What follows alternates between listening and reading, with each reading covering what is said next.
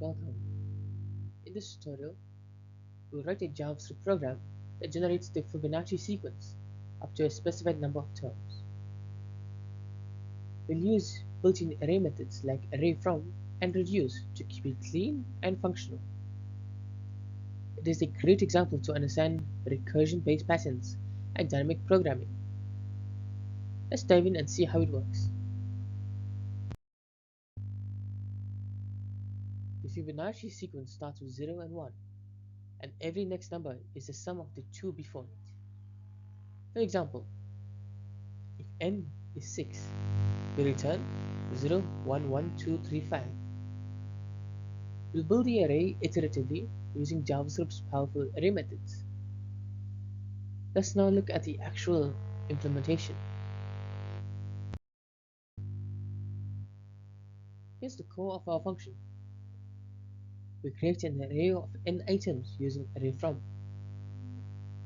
Then we use reduce to build up our Fibonacci sequence by adding the previous two terms. The first two terms, 0 and 1, are directly returned using the index. Everything else gets calculated as the sum of the last two values in the accumulator.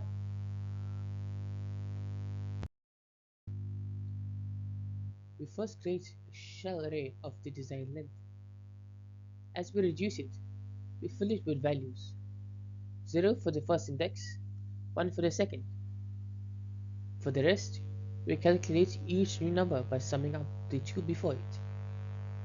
This gives us a growing Fibonacci sequence in a single efficient loop.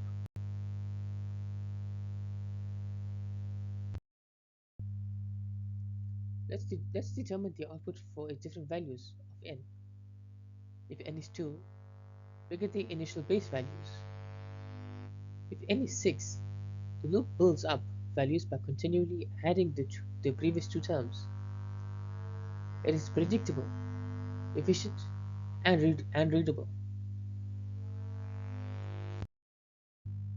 The Fibonacci sequence shows up in both natural and digital systems. In coding, it is a go-to exercise to test logic, iteration, and recursion. From art to finance, knowing how to compute it efficiently is a real-world skill. Let's wrap it up with a summary. By using JavaScript's functional programming tools, we've built a flexible Fibonacci sequence generator. This method is concise and scalable for any input size. It is perfect for interview practice or real use in recursive systems. Happy coding, and see you in the next tutorial. Thank you for watching.